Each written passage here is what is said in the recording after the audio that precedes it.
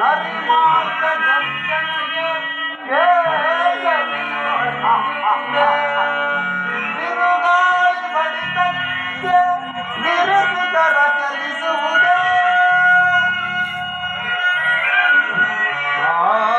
ಧರಿಸಿರುವ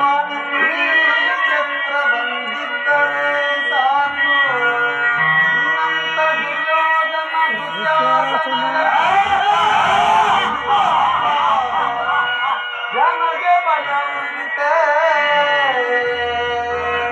ಮರುಳ